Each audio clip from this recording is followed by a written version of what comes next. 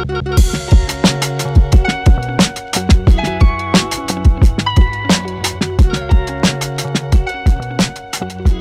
I'm Matthew Herzberg, and this is the Myopia Mindset. This is your weekly check-in for everything motivation, education, inspiration on your path towards success with myopia management. And I've got an awesome episode for you today. Dr. Thanh Mai is here, and I've wanted to get him on the podcast. I mean, Thanh, it's been like 5 years. I mean, when I had the corrected view, you were at the top of my list. You and Ashley Tucker. I was like, I need to get these two on the podcast for interviews, and then had to take a break there.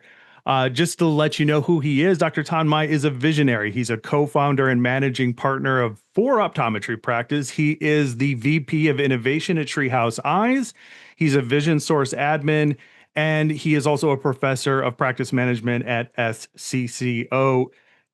Welcome to the podcast. Hey, so great to be here. Thanks for having me. Is this a weekly podcast? Are you always shooting this? Yeah. Like you, good for you. Yep. We're doing weekly episodes, and we have a special bonus episode for our supporters if they believe in what we're doing. So let's get all that out of the way before we start the episode. Thanh, if anybody has any questions for you about anything you say in this episode, how can they get in touch with you online? Yeah, the best way is you can find me on LinkedIn, of course, at Thanh Mai. But my email address, if you want to email me, I've got like 7 different email addresses. It's like, Thanh Mai at Ketchum, or Thanh Mai at Treehouse Eyes, Thanh Mai at Vision Source, Thanh Mai at this practice, Insight Vision, Optometry Corner. But the one that I use Gmail, and they all funnel. I made them all funnel to the same box at the end of the day. And so that email is everlasting. Is just my personal email, which is ThanM, that's THANHM at gmail.com. Excellent. And like I was just saying, if you want to support the Myopia Mindset, we do a bonus episode every month. We do extended episodes of everything that you see. Supporters see a longer version of that. So more time with the interviewee, more insights, more everything. You can find all of that at myopiamindset.com. All right. Thanh, here, so much has changed in 5 years since the last time I wanted to interview you. So we've got so much to talk about, but I want to make sure that I hit this point specifically, because what impressed me from the get-go is when I heard you just say in passing one day that you had started out cold at a practice. Forgive me if I'm messing some of this up. It's been 5 years, but you didn't know anything about myopia management. You just opened a practice cold, and you had a lot of like really hard lessons to learn in the very beginning. And the fact that you've come this far with, like I said, managing partner at 4 optometry practices, you help docs and their staff improve their myopia management practices. So take us back to that moment when you first started, that moment. Yeah, I remember that moment very clearly. And my professor at SCCL had told me, especially in Southern California, if you don't know about Southern California, I'm in an area where there's 2 optometry schools within an hour's drive. So we just pump out optometrists everywhere. And there's one in every corner. I go to a restaurant and I shake hands with 3 of them every time I go to any place. Mm-hmm. And so he said, Thanh, you can't open cold in Southern California. It'd be crazy to do so. And so you should try to find, ideally, an old guy who has a practice for a long time, and he needs to sell his practice and move on. And I'm like, oh, okay, that sounds like, logically that makes sense. And so I tried to find that guy, and I did find a couple of those guys, and we tried to do like a partnership to associateship to partnership to buyout eventually, right? So I'd be an associate for probably like a year, and then I'd be a partner in after if the dating goes well, you get married, and then if the marriage goes well, then eventually I get the will, at the end of the marriage, right? And so in theory that sounds great, but in my experience, and this is my experience to like even new grads, because I teach at SCCL, is that partnership is like a marriage. And while at that time I was 28, while a 28-year-old, you sometimes hear scenarios where a 28-year-old will marry a 62-year-old. in real life. But those marriages are just not as common as a 28-year-old marrying a 28-year-old, Hmm. right? And so when I tried to, partner with these doctors that were on their, on the back nine of the, of their golf game, um, it just, we just there was nothing wrong personally with us. We got along, but we're just trying to take the practice in a different direction. And I'm wildly ambitious in where I want to take things. And when someone's wildly ambitious and want to shake things up and want to scale to multiple locations and do a lot of things like I'm doing now, it doesn't jive with someone who's been in the same location for like 30, 40 years and is very comfortable making a good living, right? And so for that reason, the partnerships didn't work out. Three times I failed. And then I decided, after the third time, what if I just open a practice cold? One of my the one guest that I always listen to on your podcast every single time you do anything with him is Nick Despeditis. Hmm. Every single time you interview him, I'm always listening because that guy he's just inspirational to me. When I went to Supercharge back in 2013 was the first time I went to Supercharge. I was like mesmerized. Like, oh my gosh, this is it, And he had opened cold with a partner named Barry Tannen, and he was they did vision therapy, but then eventually Nick became the ortho-k guy, and Barry was the VT person, right? And so I said, "Huh, that seems like just a good, powerful combination because pediatrics." And so I asked a buddy from optometry school. Her name is Valerie Lamb, and I said she had just finished a vision therapy residency. I said, "Hey, like, what if you join me on this crazy journey?" And so luckily she said yes, and then we opened a practice about a year. It took about a year of planning. And then we knew we wanted to make it a practice just like Nick's practice, Nick and Barry's. We're like, okay, we're going to be VT ortho-k, and we're going to be all about it. We're not going to be about primary care as much. We're going to pick a couple things and just go all in and just that's all. That's it. Like every week, we're going to talk about how we can grow that side of the practice. And luckily, it's gone extremely well. We basically have a practice just like Nick and Barry's now. Um, I've got 4 locations. I've got 12 doctors that work for me. But the first one, the cold start, so I got a cold start and 3 acquisitions. The cold start has 5 doctors. We have about 20 staff there, and it's just going incredibly fast. And a lot of people in the community now know about us, and it's just been a Yeah. long journey, and it's gone extremely well. Yeah. I mean, it's such a great story because it points out there's so many great things to point out in what you said. And the first one I want to focus on is when you mentioned Southern California, because when I was a clinical sales consultant with Johnson and Johnson, and they had their regions, planned out on the map where they wanted to start selling ability. And I was like, look, it's going to be different here in California than every other place in the world because like California is like the Bible Belt for ortho-k and myopia management. Like Yep. Californians are way more open to it. They know more about it. They're looking for this. We have large demographics that are very, very suitable towards ortho-k and myopia management. So for you to open like that in that kind of environment, so not only just surrounded by other ODs, but also surrounded by ODs who are going to be doing ortho-k and myopia management.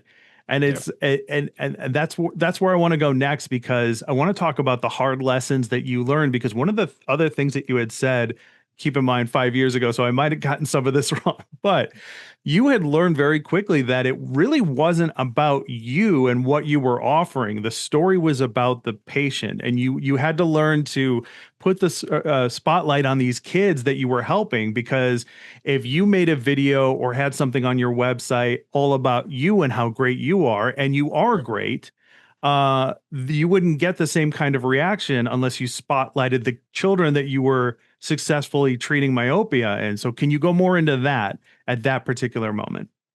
Yeah, good. So marketing is a science, not an art. Well, it's an art and science, but I believe it's actually more science than art. I'll give you an example. If I was trying to shoot a video, for instance, and I wanted patients to watch it and learn about what I offer, would I call that video "What's orthokeratology" or would I call it "What's vision therapy"? No, no one's searching "What's vision therapy" on their keyboard. They're searching for, "Hey, I've got double vision after getting hit by the head by a baseball." And so, like, when you talk about how you frame things, you have to frame it from what someone is actually interested in learning more about. So a good premise is Donald Miller's Story Brand, and it's a good book that he wrote. I love his concept called the Story Brand.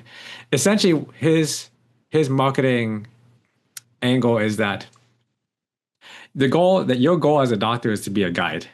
So in stories, we can listen to someone lecture for maybe like 20 minutes before we just like go in and out of focus. Like we're like, oh, we just can't listen for an hour straight of a lecture. It's just not almost physically possible for almost anyone. Certainly not me. I'm listening, then I zone in and out. I'm thinking about like what's for dinner, right?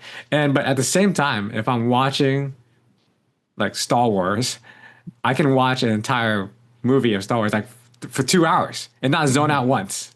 Why? And that's what he talks about in the book. He goes, the reason why is because humans have learned to pay attention to stories. And every good story has the same arc. It has this thing. It's the same thing again and again and again. And this is what, as a marketing person, you need to tap into because they'll pay attention to it if you frame it like a story, if you format in this way. And this way is this. Every story has obviously a hero. Every story has a villain. Every story has, an obstacle preventing the hero from defeating the villain. And then lastly, every story has a guide, usually a good one. So the guide is necessary. The hero requires a guide to help them overcome the obstacles to defeat the villain. And that's basically like Luke Skywalker, and he Mhm. needs Obi-Wan Kenobi to get him over to get him trained up so he can defeat the Sith Lords. The reason why you need the guide in a story is logically, if a hero could defeat the villain without any help, there would be no story. He'd be like, oh, well, then it's over. Like the hero is just overpowered and he's just gonna win, right? So that's not interesting. Like when you watch a show where the hero is overpowered, unless there's some other angle in there, it's not that interesting actually. When the hero just beats up everyone instantly. But when the hero has a lot of trouble and ultimately needs someone like an Obi-Wan to show him the way, we're like, oh yeah, that logically makes sense in my brain. So I'll keep listening because the story is credible.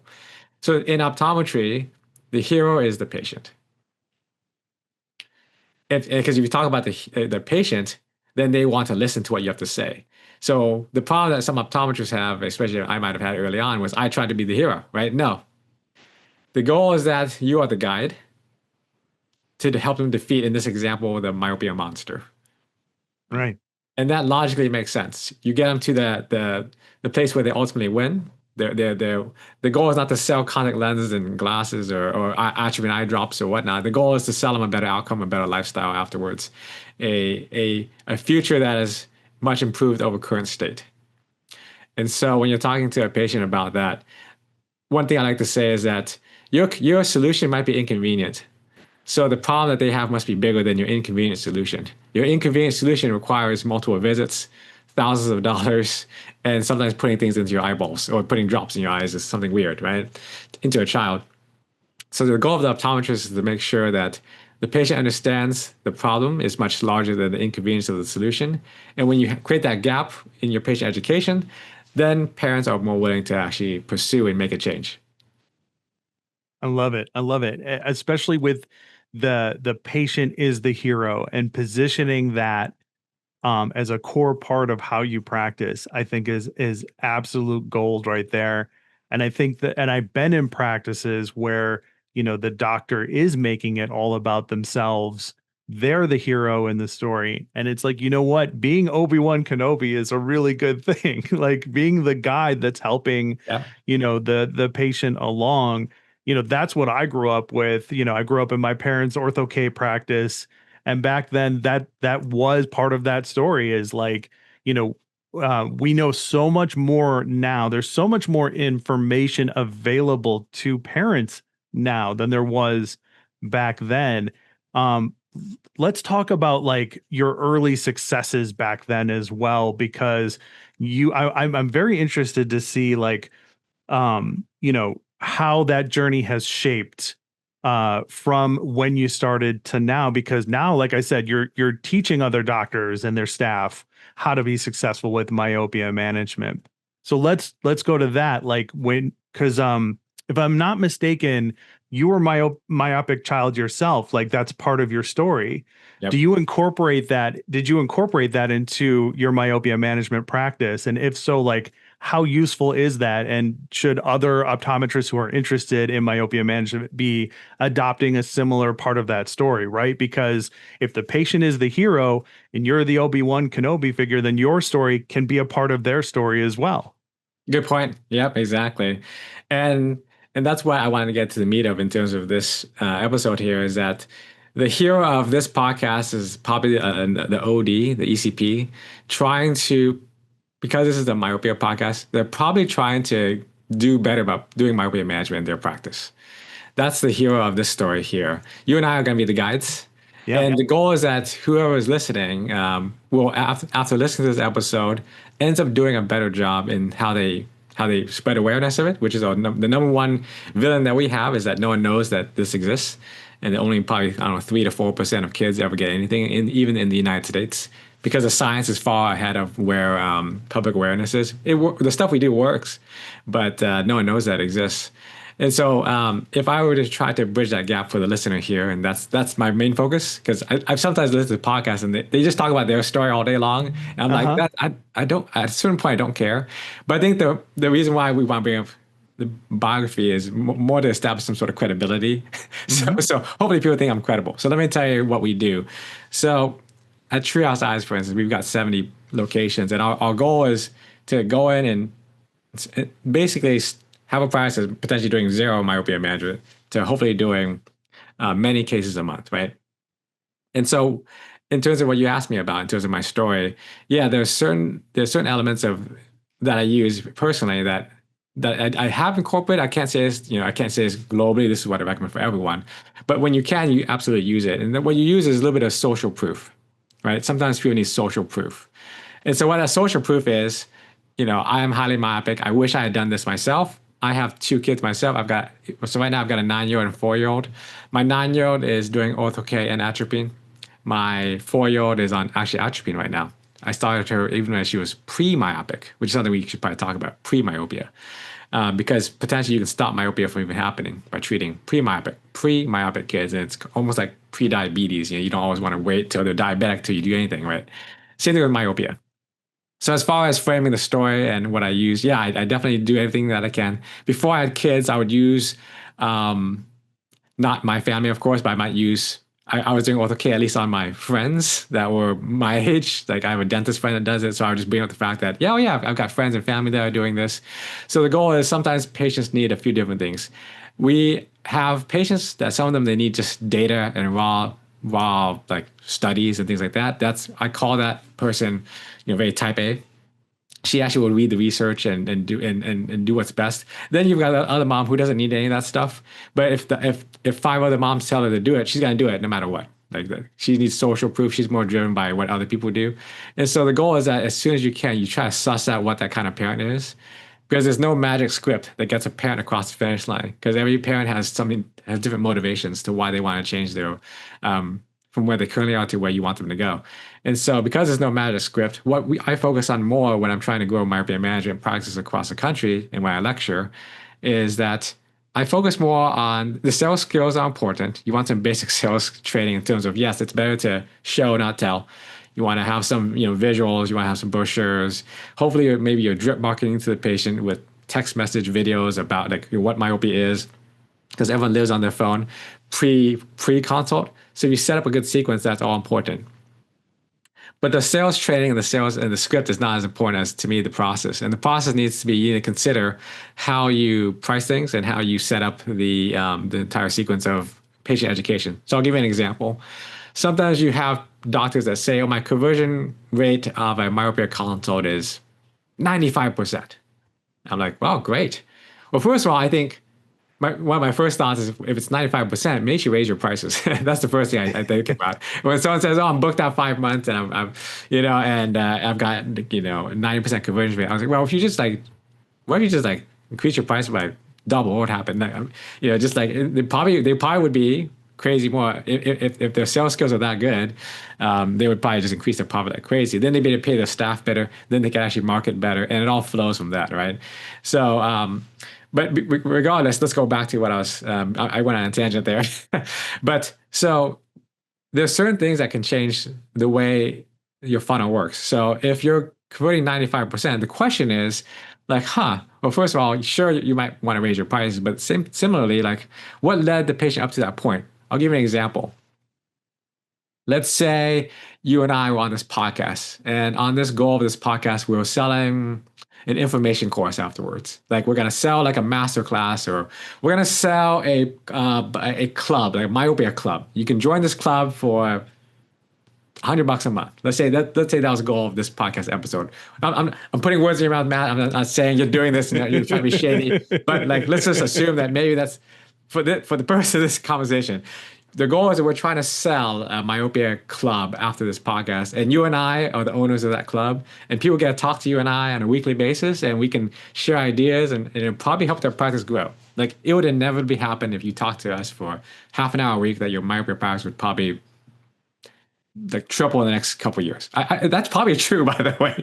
But anyways, regardless, but we said, okay, so we want to know, like, let's say we've got 1,000 listeners, and we wanted to convert all 1,000.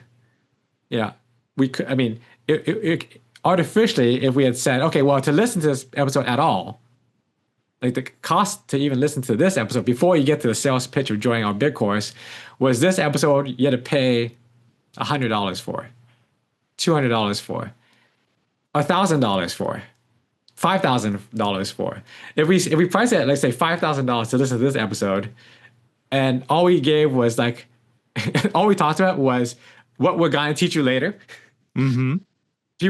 I mean, the person that would pay $5,000 just to learn about that they could learn from us later, in theory, the capture rate should be extremely high because they're already in for $5,000, right? So same thing with myopia. Like if we charge $1,000 for a myopia consult, just for the consult, like not even treatment, how many people would hear the spiel and sign up? Like almost all of them. But guess what? How many people would sign up for that $1,000 consultation? Right. Like very few, right? So the question is, how narrow do you want your funnel? If you're getting a ton of leads that are overwhelming operations, then you want to narrow the funnel sometimes because ops can't handle the marketing leads. If your operations is waiting for patients because you're actually only treating 2 a month, then you want to have the widest funnel you possibly can. So for me, when you open, some people say this, hey, doc, they say, Tan, like, it must be nice to have a myopia practice, but I don't have any kids. Right. I'm like, bro, I opened cold. Like, yeah, I had 0 patients on day one. It was just my mom, and she got stuff for free. And so, listen, until you have probably a $2 or $3 million office, you only have one problem. And to me, it's also same thing with if I was launching a media company or if I was launching a ice cream shop. Like for most things, until it's a certain amount of revenue, like maybe it's $1 million for the ice cream shop. But to me, for optometry, it's probably $2 to $3 million. And where I'm like, it's not that hard to build a $2 or $3 million practice. There's really only one thing you have to do, and until people know you exist, you have no other job in terms of building a business. You don't exist anymore. It's not about your how nice you are to the patients. Every optometrist is nice to their patients. Right. So if I say in this podcast, treat your patients nice and everything will happen. No, not true, because most doctors will treat their patients nice. Treating your patients nice gets you a $1 million practice. What happens next to get the $2 or $3 million practice is you got to treat your staff very nice. And to treat your staff very nice, you need to build some processes and systems that decentralize you from leadership so that you can scale a little bit better. And then what gets you to 6 to 10 million, which I'm interested in now, is building a system that scales probably across multiple locations, because one practice can only draw from so many patients. So going back to the premise of price of saying the consult, if you're brand new and you're just getting started and you currently are doing 1 or 2 patients a month. 1 or 2 pages a day is pretty good. If you're only doing 1 or 2 a month, then I would say, hey, what if you should probably open up your funnel and probably do your consults nearly free if possible. Mm-hmm. We do the same thing in vision therapy.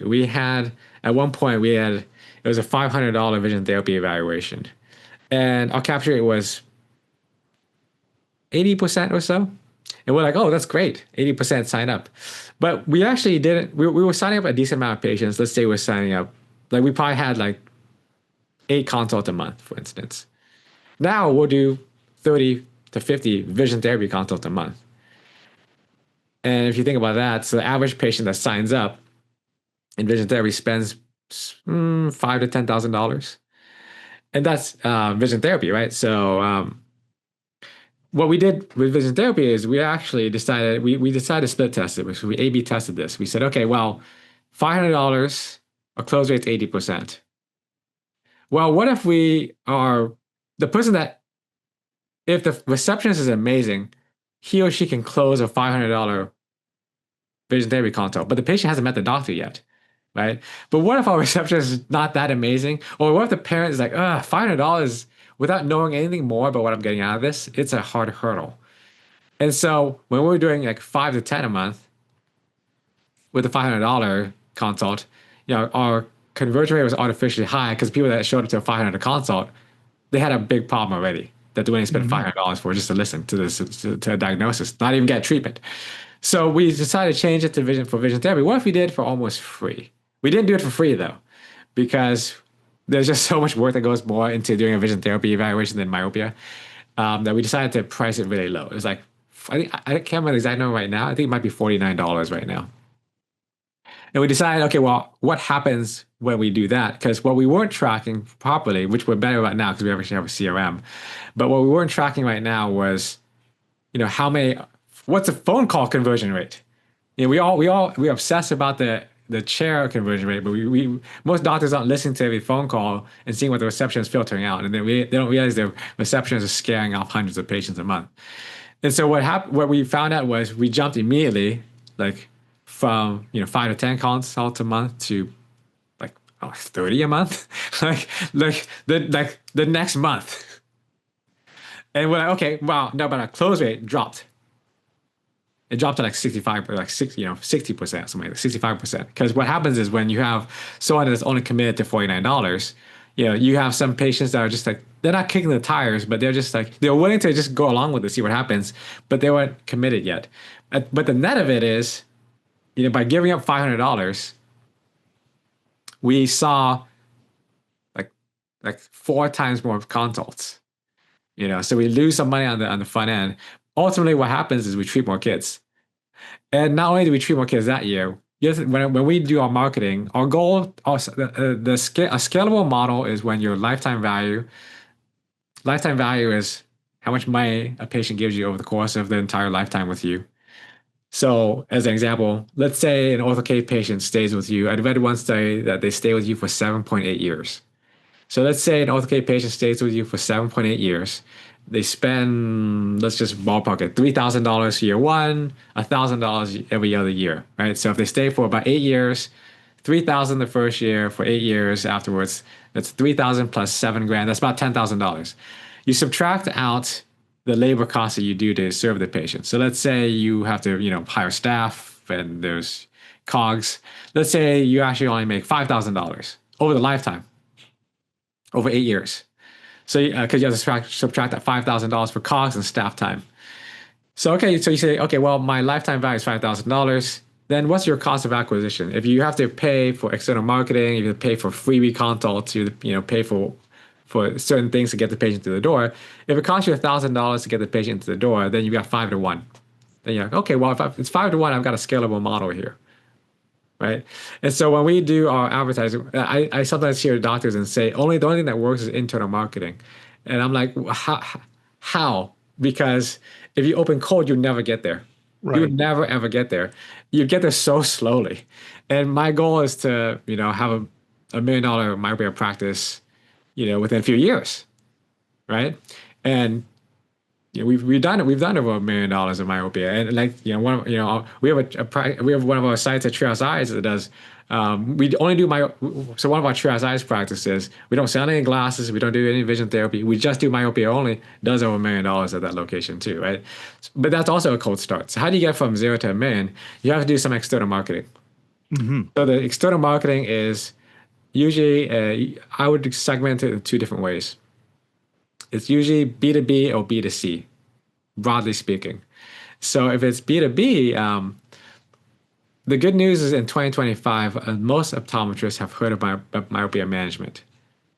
Now, when you and Carrie were getting started in launching Vision by Design, like how many optometrists were doing myopia management like 15 years ago? Like, what Not percent? many. What percent do you think that was? Oh gosh. I mean, we were looking for like diamonds in the rough. So like we were looking for a niche within a niche. So I would say there's easily less than 5% of the total. And I think that's being generous at that Yeah. point because back then it was like, we were happy if we could just get 100 people to that meeting when we first started out. You know what I mean? So because you had all these people who had heard about it but weren't interested in it. But if you had like an AAOMC person who was like super passionate about it, you had to focus on that person. So we spent the majority of our time trying to find, your Thanh Mai, you know what I mean? You're like your Matthew Martins, your Paul Levines, people like that, your Caroline Kauke's, Brianna Ruse, those people who are just they're ready to drink from that fire hose. But to your point, a significantly small percentage of the overall potential population. Absolutely. Yeah, I agree with you. It's probably less than 5%. And the Vision by Design meeting, like, is there a bigger myopia meeting like that everyone talks about than Vision by Design? Huh? At the time that I ran it, no, Yeah. there wasn't. Yeah. You had components of myopia management at like GSLS, which had a great program. I'm sure they still do. And then there were small classes and other things, but VBD was it. Yeah. I agree. Like when anyone talks about myopia management and on Facebook they're saying, where would you learn something about myopia management? Like 10 years ago, everyone's like, it just has to be VBD or AAOMC. That was the game, that was it, right? And still only, a few hundred doctors would show up and it was sad that it wasn't getting as much traction as it should, in my opinion, based on the content and how great the program was. But now, luckily in 2025, at least most doctors, I'd say, even though most doctors are still not doing it, I don't know what the number is, let's say it's less than 5%, but now it's at least more than double that, hopefully, that they at least they prescribe MiSight contact lenses to the kid that's in the door because they can fit soft Right. contact lenses. And ophthalmology is also a lot better about it now too. So the number is higher now. And so the good news is that if the optometrist now believes that myopia is a problem, which the first person everyone needs to sell is the man in the mirror. Like, do I believe myopia progression is a problem or not? And do I also believe I can do something about it?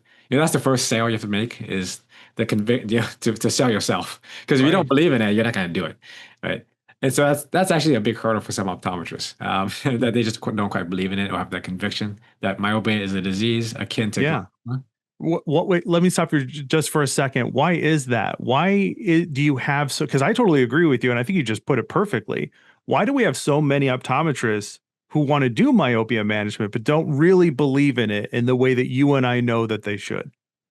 It's a great question. We should survey them. I did a survey once actually. Had about 1,000 people respond to the survey, and the one of my questions on my survey, if I dig it up, was, "What's stopping you from doing more myopia management in your practice?"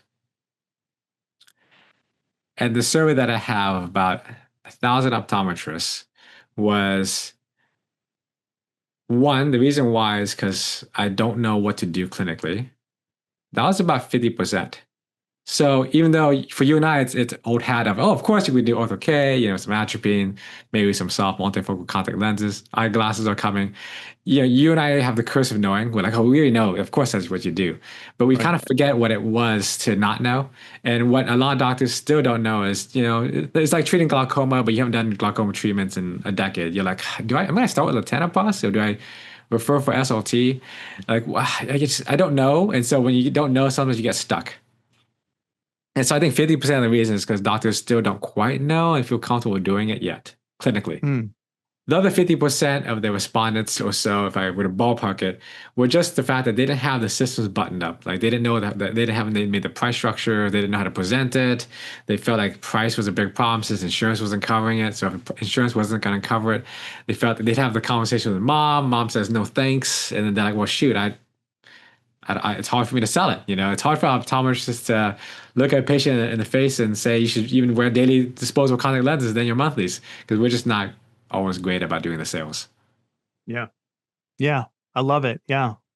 All right. So let's talk about a few things with Treehouse Eyes before we wrap up. Um, and because you're, as I mentioned at the top of the show, you are, the VP of innovations with Treehouse Eyes. I want to talk about some of the innovations that I've noticed. So I might get some of this wrong, so please correct me. Yeah. But I want to talk about my TDA and AMP. Yep. I want to tell us about what those are, what excites you the most about them, and if I'm understanding correctly, there is an AI component with these two applications, and I want to know what your feelings are in the future of AI and myopia care. Oh, I love it. Okay. So briefly speaking is my TDA is my treatment decision app. That just helps to graph, like for instance, plot points, show patients their current axial length, track it over time. Like Matt, you've got a newborn, a 3-month-old, right? Yeah. You've gone to the pediatrician and have they weighed, have you seen them weigh it on the little ounce thing, right? Yep. Baby. Yep. And then they say your baby is like what percentile? What did they Right. tell you? Do you Yeah, remember? they're like the 80th percentile. 80th Right. percentile. Yeah. By the way, when you heard 88th percentile, what did you feel like emotionally? Were you like, oh, I'm glad, or were you like, oh, it seems too much, or what was your impression? I mean, my natural inclination is it's a higher number good. So I was like, oh, cool, we're in the 80th percentile. That's good. But I don't know what that mean. I don't know what any of that means. Sure. You know what I mean? Exactly. Yeah. You're an easygoing parent for sure. Yeah, I can tell. Because like how about this? Some moms obsess about that weight number. They're Hmm. obsessed about that height number. They're obsessed if their kid can't do algebra by the time they're 7.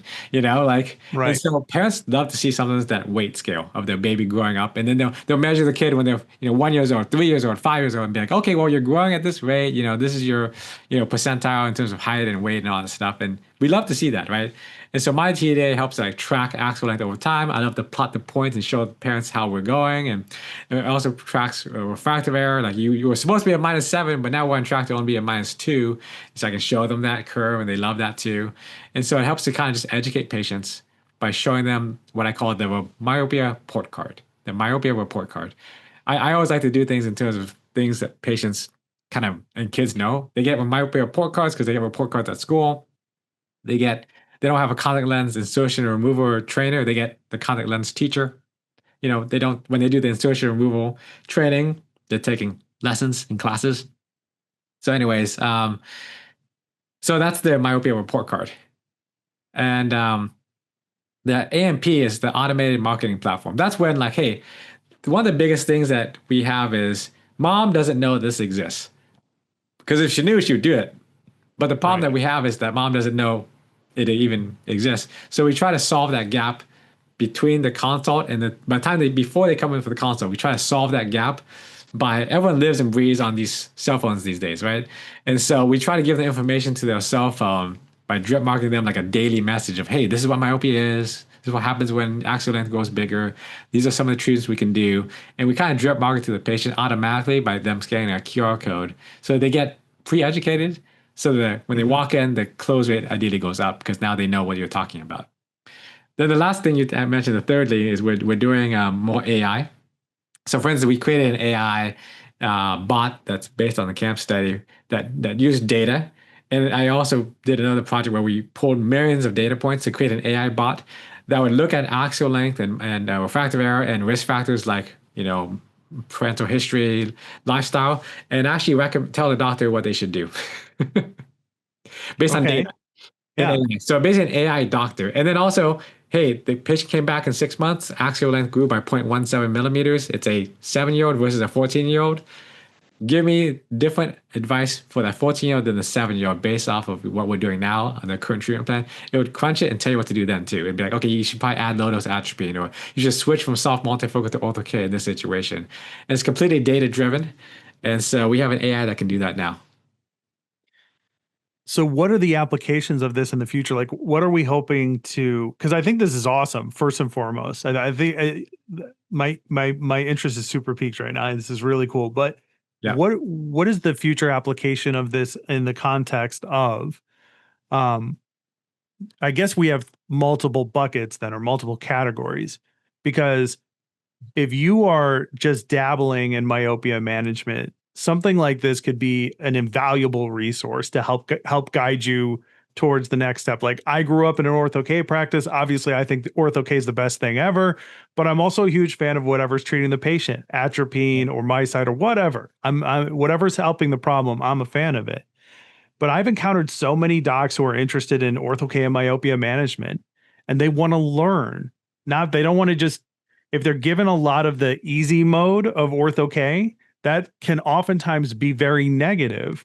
And that's one of my concerns about AI, is if it's treated in this instance, not just this instance, but in myopia care in general, if it's providing solutions to the doctor without the education and the context to it, I'm afraid of the potential. I'm not sure what the negative consequences would be, but Yeah. I don't know if it's exactly serving the best possible route. Like, I think the technology is very intriguing. I think the idea is really good, and I'm excited to see how it progresses. And I can see so many benefits to it. I'm just wondering, how far will this go? Do you think, like, if you imagine the different categories from the doesn't know, a myopic kid just showed up, I don't measure for axial length, let's say, I don't know what to do with them, I don't even know where to start, maybe they don't even have a topographer. It's nice to have a resource that can help guide you towards what you should be doing next. Well, what Right. does this mean then for like the more seasoned myopia management specialist? Does it have application for them as well? Good question. I think AI will probably be the most important technological innovation in our lifetime. Most likely. And that's not my opinion only, it's the opinion of a lot of credible scientists, researchers, futurists, But at the same time, it might not be. But that's but most likely it potentially can be the most important thing we really master and have it definitely in the next 10 years, potentially. And I've always seen things changing rapidly, and certainly in the tech industry, people that can code now, and the ChatGPT has passed the bar exam. Like, it's getting quite good. Yeah. And but at the same time, where do I see it at optometry right now? To your point, it's purely just a data monster, right? In terms of how I'm using it right now, I'm just saying literally millions of data points. It's crunching the data and sending me what it thinks is data-driven design, for instance, which is helpful if I was to get some idea into what the data would recommend. Or let's say I'm redesigning ortho-k. A lot of doctors are like, I can barely read a topography. I don't know what to do with this ortho-k design. I don't know how to start. I don't know how to redesign. Well, guess what? An AI bot can probably figure out what the next step would be to actually get you a better outcome. Based on pure data, it would understand how to read a topography and redesign a lens. But at the same time, to your point, Matt, like, most parents at the end of the day, like, we have a philosophy at Treehouse Eyes. And when I'm educating doctors, I say at the end of the day, mom wins, not you. And so, like, your data might say for this patient, we're doing atropine at 0.05% versus 0.01%. Like, but it kind of doesn't matter if mom doesn't want to do it. Hmm. And so what I've learned is that as long as the patient is doing something, and mom is all about doing that one thing, whether that's ortho-k, atropine, soft multifocals, eyeglasses, I'm already ahead of the 97% of kids that get nothing today. And so I don't care what an AI bot would tell me, or artificial intelligence, or what the data tells me, or what anyone tells me, because if mom doesn't do it, it's not going to be, it doesn't matter anyways. So my goal is not to be efficient or right. My goal is to be effective. And to be effective, I have to listen and work with the patient. And so that's where AI will have a gap. AI is not currently even widely accepted by every person. There's certainly a fear behind it. There's certainly, like, I'm not sure if I would trust this, certainly in medical care. I think that AI being, like, driving doctors out of business is probably not going to happen in the next 20 years, actually, because people will not trust a bot to make all the decisions at the end of the day. They just won't. There are Right. some that will, but there are many that won't. And they would at least want someone to at least vet the AI, because AI is not there yet. Even definitely not today, where it still makes tons of mistakes. And for medicine, you don't want to make any mistakes at all. And so, but now a doctor assisted by AI absolutely would be a doctor not using AI. So when I do my lecture yesterday, I did a lecture on Tuesday to the 100 kids at SECO. I told them, who's using AI on a daily basis? Like two of them raised their hand. I said, everyone needs to use AI on a daily basis. Like I want you to download at least a Chat GPT app on your phone right now. And I want you to see your next patient in the clinic because you still barely know what you're doing. And before the preceptor, before they grill you, ask the AI all your questions first and have it guide you so you don't make a mistake, you don't look stupid in front of the preceptor. And they're like, oh gosh, that's yeah, they're gonna do it now. They're like, oh yeah, that's a good idea. And because that's where we're going. And it should at least assist you to make the right decision, but it won't replace you. Yeah, I think the practical application, like you're saying, is as a tool, right? Like as a resource to the practitioner. When I think of like ortho-k consultation, that was one of the things that I got a great education on again at J&J, because when I was with the AAOMC, my clinical knowledge was next to nothing. I was all practice management, administrative. I knew the core concepts. I was effectively a myopia coordinator, I guess is what you would call it, is what I grew up doing in my parents' practice. So it's like when it came to the clinical principles, the clinical side of ortho-k, I knew nothing, but I got to learn a lot about that by working with the ability lens. And the amount of hesitation from a practitioner who's especially brand new to ortho-k, where they're like, well, we put the lenses on the patient, they slept in them, we saw them the next day, we saw them after 1 week, and this is what we saw. I want to start making adjustments. And you're like, okay, well, hold on a second. Everything's looking good. Maybe we don't make adjustments. Maybe we just let this sit for a couple of weeks and see what happens. And there's so much confusion around what do I do with a fit when things don't go as expected. And I think that this is a huge place where AI can help out, for instance, right? Because there's Absolutely. only so many Mark Cosgroves in the world, or Steve Ernst or Barb Ellers, these like really great consultants around ortho-k specifically. And there's a higher volume of these cases, to have that kind of busy work be done by the AI as a tool, I think is a huge benefit. And I think what you're describing, especially with what y'all have already done at Treehouse Eyes and what you're developing, I think is just speaks to that future. As somebody who does use AI every single day, I can tell you it's an amazing tool and resource. Like it helps me out in so much. Like for this episode, for instance, we're recording this episode. I'm going to get the transcript of this episode. I'm going to feed it into ChatGPT. I'm going to say, come up with chapters, come up with a description, an episode title, and come up Mhm. with some great follow-up questions for when I have Thanh Mai back on the Myopia Mindset. And it's going to do all that for me. That would have taken me hours and hours to do on my own. So like I'm a huge a fan of AI as a tool. And I don't think it will put docs out of business, at least not myopia management docs. Do you agree with that? Because there's so much more to myopia management than just fitting a lens or doing drops. That's right. If if if if science and data was all that was important, like we'd be all fitter and healthier. But Yeah. the human component, like Yes. you and I know how to get six-pack abs. We Right. just haven't done it yet. We just don't want to do the work sometimes, right? So it's not Yeah. about science and knowledge. We don't need more knowledge.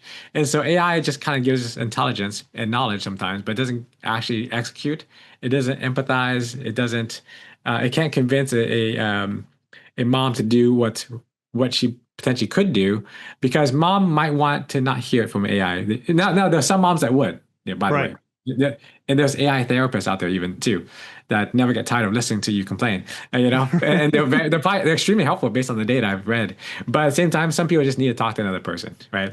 And so AI for today and probably for the next few years, for the next 5, 10 years, it's just going to be a tool that doctors use. It's going to make us incredibly more efficient. It's going to remove that tribal knowledge that a Mark Cosgrove has about how to redesign his ortho lenses and make it so that everyone is as good as Mark Cosgrove, like that, Hmm. out of school. Because we can just feed it topography and data, and they'll tell you this is what you do next, dummy. And so it eliminates tribal knowledge because it has everything that we've ever taught it. So that's where it gets exciting.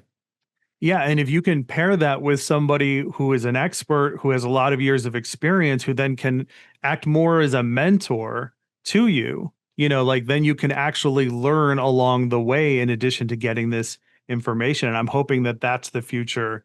That's a future component for myopia management because I think that's the best of both of these worlds for sure. Exactly. Yeah. We have, I've got many business partners, and sometimes need to break a tie, we ask ChatGPT, and it's like, well, it's pretty objective, depending on the prompt, and sometimes it breaks our tie. Awesome, awesome. Todd, thank you so much for coming on this episode. Like I said, this could be another couple of hours. I definitely want to have you back because I have way more questions to ask you. We didn't even get to half of the ones that I had planned for us, but I kind of figured that would be the way to be. And that, so thank you so much. This is your another opportunity for you. If anybody's interested in getting in touch with you or finding out more information about you online, how can they do so? Yeah. They could find me on LinkedIn. I think it's Thanh Mai. I would just Google Thanh Mai optometrist and LinkedIn, and my LinkedIn would come up. They can connect with me there. They could also email me directly at thanem@gmail, THANHM@gmail.com. And yeah, happy to help anyone. Awesome. And this is the part where I start selling. If you have loved this episode, if you love myopia management, whether you are an expert fitter or you're just starting out, the myopia mindset is for you. And you can help us by supporting our mission to spread the word about myopia management. And what I like to say is, the cost of our paid supporter is $12 a month. That's basically a cup of coffee each and every week, if you really think about it. And if you would buy me a cup of coffee to have on amazing guests and nerd out about myopia management for a couple of hours, then please consider supporting the Myopia Mindset. You can do so by going to myopiamindset.com or at our Substack, myopiamindset.substack.com. And at the very least, if you enjoyed this episode, give us a 5-star review wherever you found it. Share it with as many colleagues as you can. This is what's awesome about myopia management, and everybody needs to know more about it. All right. Well, that's going to be it for this episode. So thank you again, Tan. And for everybody else, we'll see you at the next one.